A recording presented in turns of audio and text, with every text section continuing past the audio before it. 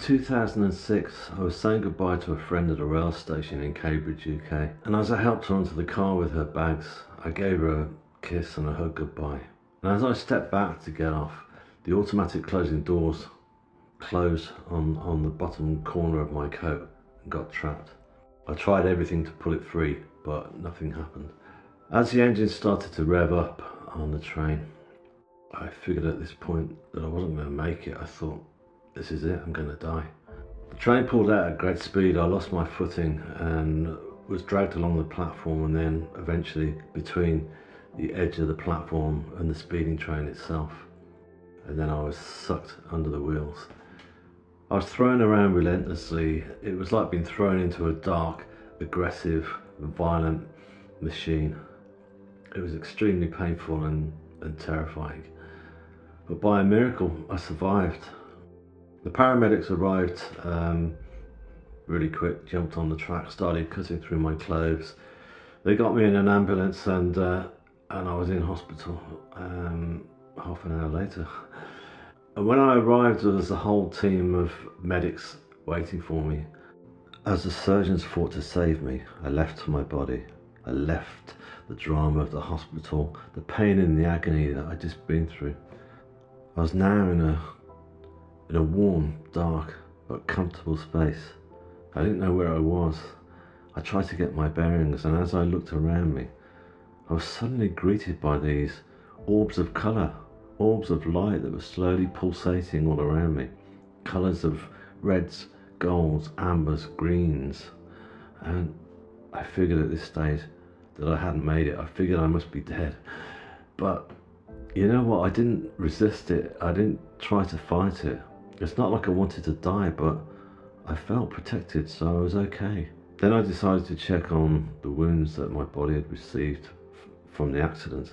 My left arm in particular, I knew that was in a bad way. It had been severed, it had been cut from the elbow down.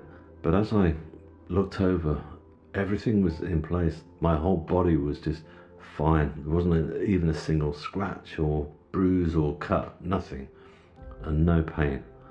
Then I realised I was no longer laid on the hospital trolley that I'd been on for some time. I was now on this huge granite rock, something like a medieval altar, but I felt safe on it. It felt comfortable. It was odd because I was no longer clothed. I was just covered in this blue satin, silky textured material to protect me. So I laid my head back and closed my eyes. Then light started to appear through my eyelids.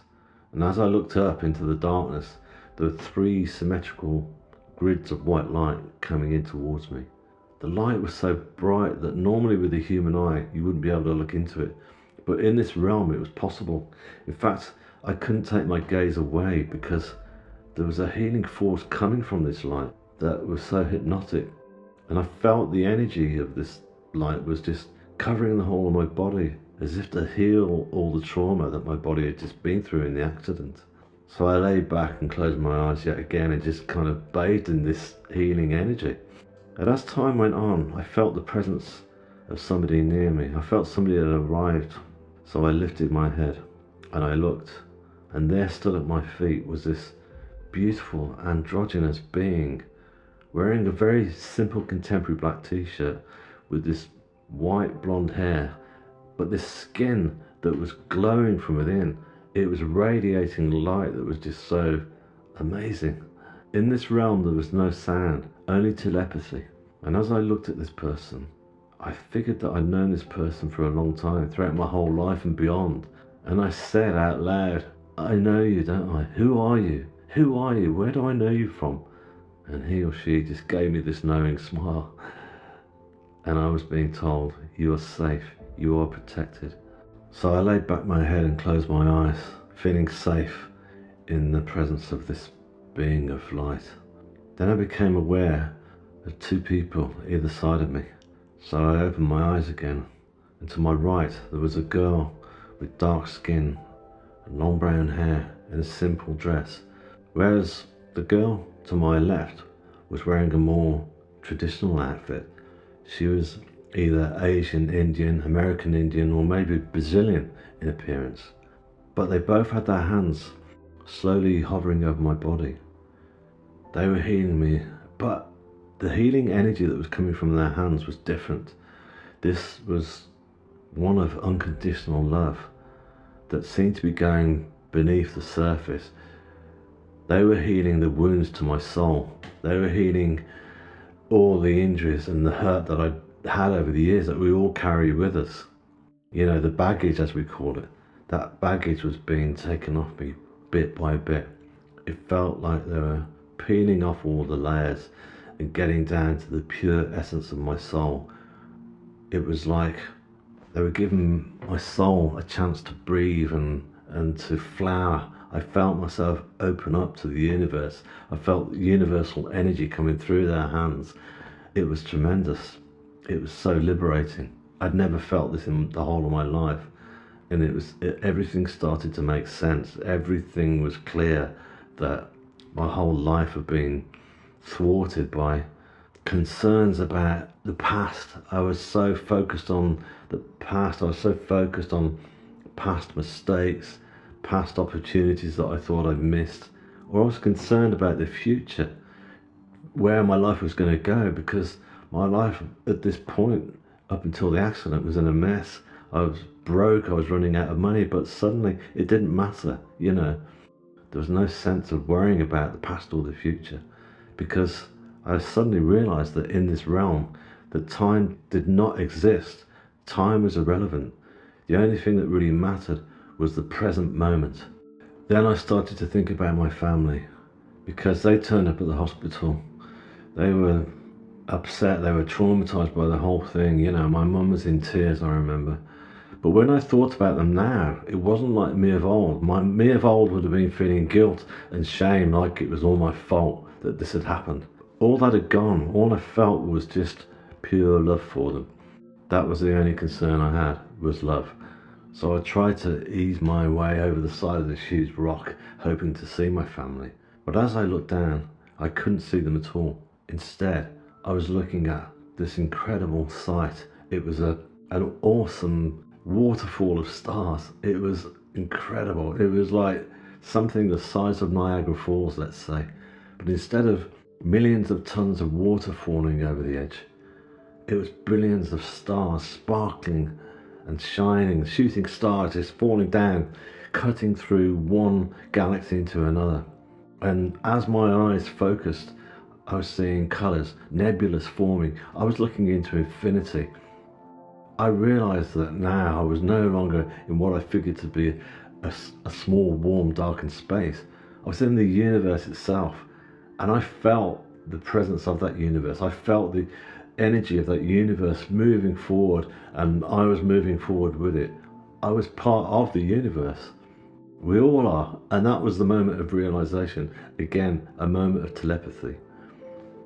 So I pulled myself back over onto the rock, and I remember saying to myself, okay, well, I can't see my family, but that's okay, because they'll be fine. They'll be experiencing all the wonders and all the joys that I'm now experiencing myself at some stage soon. So I laid my head back and closed my eyes and continued to enjoy all this healing energy that was coming through. And I learned that all three of these beings, the being of light, the two female forms either side, giving me all this beautiful energy of love, had been with me throughout the whole of my life. They've been there watching over me, and I just hadn't known it. I just hadn't been able to connect with them or tap in. But now I was. Now I was completely connected with my guides. But the most profound moment of my whole near-death experience was to happen at the end. I actually felt it before I saw it. Again, I was laid back, you know, absorbing all this beautiful energy of love that was coming through the hands of the healers. There was a shift. That energy suddenly became more intense. It became more powerful, and I knew something had changed. So I opened my eyes and lifted my head, and there ahead of me, coming through the stars, coming through the universe itself, was this huge tunnel of white light surrounded by dramatic flames that normally I would have been terrified by this whole sight, but now all I felt was joy and excitement as to what was happening. And then I was being told that what I was looking at here was the source of all creation. This was God. This was not the image of God that I'd always imagined God would look like in the textbooks from school, or the images of the guy with the beard on the ceiling of the Vatican or whatever. This tunnel of white light, this pure white light that was causing every single molecule of my body to vibrate with love, was the source of all creation. And this was where it was at. It was at that point that I came crashing back into my body. I was back in the hospital. All the pain came rushing through, and all the sound and the noise of that hospital was just so loud. It was like overkill. But all I could sense was, why have they sent me back? What's just happened there? Why am I back here? And what is my mission, basically? I didn't feel a sense of like disappointment. I was still filled with love, and I thought, okay, what is my mission? I was then taken into the operating room, and 8 hours later I was coming through from the anaesthetic. I remember, yes, okay, I was trying to process, the enormity of the accident, going under a train, and the fact that, my whole body was just in agony at that point. But ultimately, I was just focused on this incredible spiritual journey that I just had. So I decided, for the first time in my life, that I was going to create large dramatic paintings of what I'd seen in the afterlife, large canvases, just like the ones that the Renaissance painters used to do, the big biblical scenes. That's what I was going to do. So when I got out of hospital, I got to work. Once I was well enough to start, once I was fit enough, months later, I started painting.